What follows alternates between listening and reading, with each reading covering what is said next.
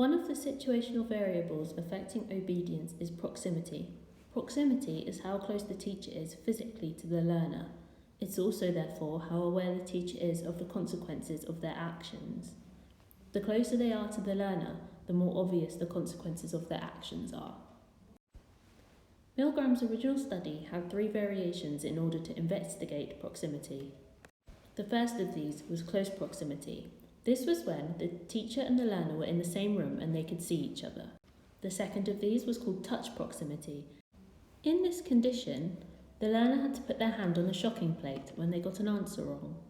If the learner refused to put their hand on the plate to receive the shock, the teacher was instructed to force the learner's hand onto the shocker. The third condition was with the experimenter absent. This condition had the same basic setup as the standard experiment, but the experimenter left and began speaking to the teacher over the phone. Milgram's original study had an obedience rate of 65%. This means that 65% of the participants went through to the final voltage of 450 volts.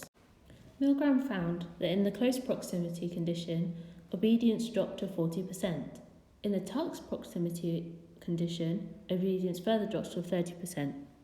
The highest drop in obedience was from the condition where the experimenter was absent, and the obedience percentage was only 20%.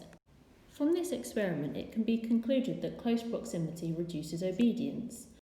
The closer you are to the consequences of your actions, the less likely you are to go ahead with instructions causing those consequences. It can also be concluded that the absence of authority reduces obedience.